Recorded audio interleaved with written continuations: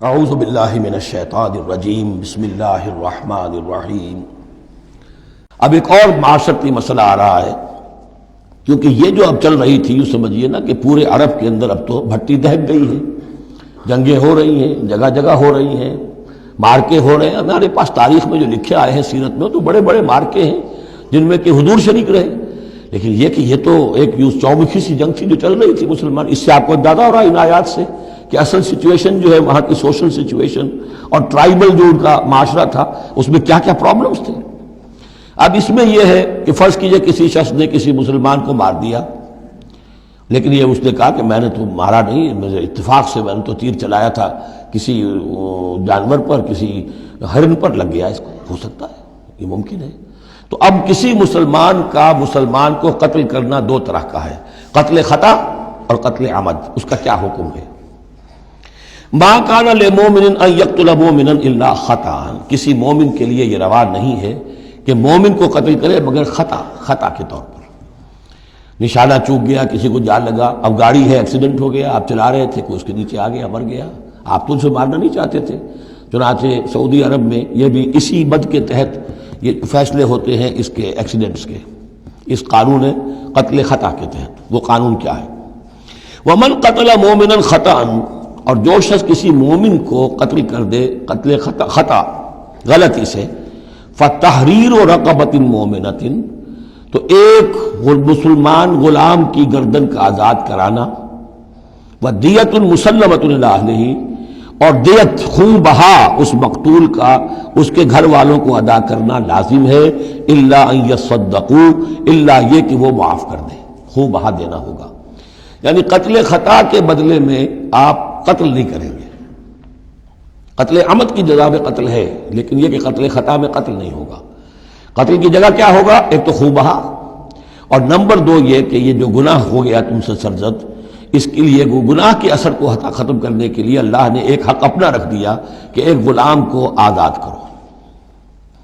فَإِن كَانَ مِن قَوْمٍ عَدُوٍّ لَكُمْ، اور اگر وہ مسلمان تھا ایک ایسے قبیلے سے کہ جو تمہارا دشمن قبیلہ ہے، تھا مسلمان اور تمہارے ہاتھوں مارا گیا ہے غلطی سے، وَهُوَ مُؤْمِنٌ، تھا وہ خود مومن، فَتَحْرِيرُ رَقَبَةٍ مُؤْمِنَةٍ، تو پھر صرف ایک مسلمان آزاد کا ایک گردن چھڑا دینا کافی ہوگا، کیونکہ کافر قبیلے کا آدمی تھا، اب اس کو اگر دیت دی جائے گی تو کافر کو پہنچ گئی، وہ تو اس کے گھر والے کافر ہیں، دیت یہاں معاف ہو گئی، لیکن یہ ہے کہ اس کو جو ایک غلام کو آزاد کرنا جو اللہ کا حق تھا وہ برقرار رہے گا۔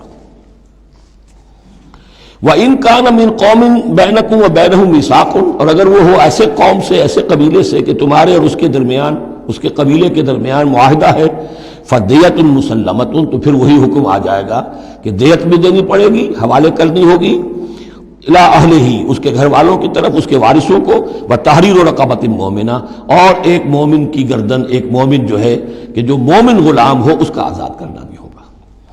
فَمَن لَّمْ يَجِدْ، تو جو یہ نہ پائے، یعنی یہ جو اب دو حق ہو گئے، ایک ہے قید دیت، وہ تو مقتول کے جو ورثہ ہے ان کا ہے، اس میں تو معافی نہیں ہو سکتی، البتہ اللہ نے جو رکھا ہوا ہے کہ ایک مومن غلام کو آزاد کیا جائے، اگر کسی کے اندر اتنی مقدرت نہیں ہے تو اللہ نے نرمی کر دی اپنے حق میں، فَمَن لَّمْ يَجِدْ فَصِيَامُ شَهْرَيْنِ مُتَتَابِعَيْنِ، جس کے پاس اتنا پیسہ نہیں ہے کہ کوئی مسلمان غلام کو خریدے اور آزاد کرے تو وہ 2 مہینے کے پے بپے متواتر روزے رکھے، توبۃ من اللہ، یہ اللہ کی طرف سے اس کے جرم کا کفارہ بن جائے گا، اس کے توبہ کے قبول کا ذریعہ بن جائے گا۔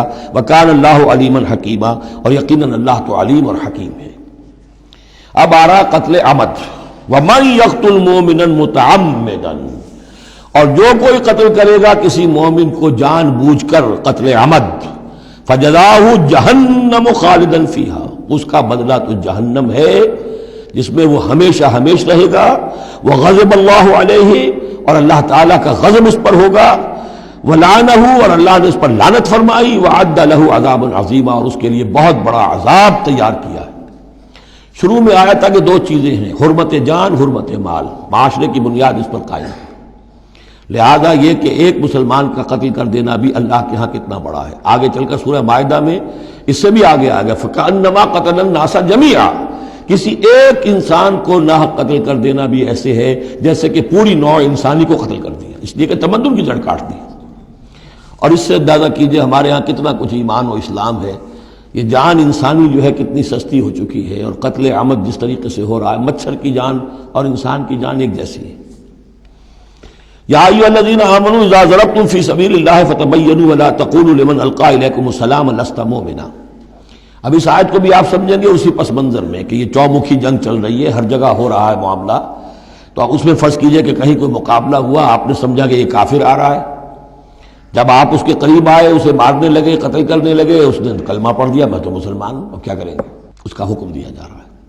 یا ایھا الذین آمنوا اذا ضربتم فی سبیل اللہ، اہل ایمان جب تم اللہ کی راہ میں نکلو، فتبینوا تو تحقیق کر لیا کرو، وَأَتَقُولُوا لِمَنْ أَلْقَى إِلَيْكُمُ السَّلَامَ، اور جو شخص بھی تمہارے سامنے اسلام پیش کرے یا سلام پیش کرے اس کو یہ مت کہو کہ لست مومنا، کہ تم مومن نہیں ہو.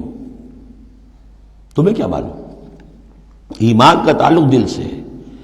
دنیا کا سارا معاملہ اس کے اسلام پر ہوگا. اگر وہ کلمہ شہادت پڑھ رہا ہے اور اپنے اسلام کا اظہار کر رہا ہے، یو ہیو ٹو ٹیک ہم آن ہز ورڈز. تو یہ معاملہ ہو گیا تھا حضرت اسامہ کے ساتھ. حضرت اسامہ کا ایک جنگ میں ایک کافر سے دو بدو مقابلہ ہوا. جب وہ کافر بالکل زیر ہو گیا کہ اب اس کو معلوم ہوا کہ میرے لیے بچت کا کوئی راستہ نہیں ہے، انہیں کلمہ پڑھ دیا، اشہد ان لا الہ الا اللہ واشہد ان محمد رسول اللہ. حضرت اسامہ نے وہی سمجھا جو کوئی بھی شخص سمجھتا کہ اس نے جان بچانے کے لیے ہیلہ کیا ہے، بہانہ کیا ہے، اپنی تلوار نے روکی قتل کر دیا. لیکن دل میں خلش رہی. پھر آپ کے خود انہوں نے کہا یا حضور تک اطلاع پہنچی تو حضور ناراض ہوئے. اے اسامہ کیا کرو گے اس دن، کیا جواب دو گے جب وہ کلمہ شہادت تمہارے خلاف مدعی ہو کر آئے گا کہ میرے ہوتے ہوئے تلوار چلی اس کی. جب انہوں نے کہا کہ وہ تو جان بچانے کے لیے اس نے کیا، ہم نے فرمایا حلا شقق بقلبہ، تو تو نے اس کا دل چیر کر کیوں نہیں دیکھ لیا کہ اس کے اندر ایمان ہے کہ نہیں ہے؟ اس قدر غصے کا اور غضب کا انداز. وہی بات کہی جا رہی ہے. یا ایھا الذین آمنوا اذا ضربتم فی سبیل اللہ فتبینوا ولا تقولوا لمن القی الیکم السلام لست مؤمنا تبتغون عرض الحیات الدنیا. دیکھو تم دنیا کا سامان چاہتے ہو کہ اس کے پاس کوئی مال ہے، ہم اسے کافر قرار دیں، قتل کریں، مال غنیمت لے لیں گے. فعند اللہ مغانم کثیرہ، دل تھوڑا نہ کرو، اللہ کے ہاں بڑی غنیمتیں تمہارے لیے ہیں، تمہارے لیے بڑی بڑی مملکتوں کی غنیمتیں آنے والی ہیں. ان چھوٹی چھوٹی چیزوں کا اور اس کے اوپر اتنی حدود اللہ جو ہے اس سے آزادی نہ برتو. کذالک کنتم من قبل، دیکھو تم خود بھی تو پہلے ایسے ہی تھے. آخر ایک دور تم پر بھی تو گزرا ہے، تم سب بھی تو نو مسلم ہی ہو. ایک وقت میں تو تم میں سے ہر شخص کافر ہی تھا نا، مشرک تھا. کذالک کنتم من قبل، تو اتنی سمجھ لینا اللہ نے آپ کو توفیق دے دی، اللہ نے کلمہ شہادت آپ کو عطا کر دیا، رسول کی دعوت و تبلیغ سے جو ہے بہرہ مند ہونے کی توفیق دے دی. اللہ کا انعام مانو، لیکن یہ کہ اس طریقے سے لوگوں کے اس معاملے میں اتنی سخت روش اختیار نہ کرو. فمن اللہ علیکم، تو اللہ تعالیٰ نے تم پر بڑا احسان فرمایا ہے. فتبینوا، تو دیکھو تحقیق کر لیا کرو.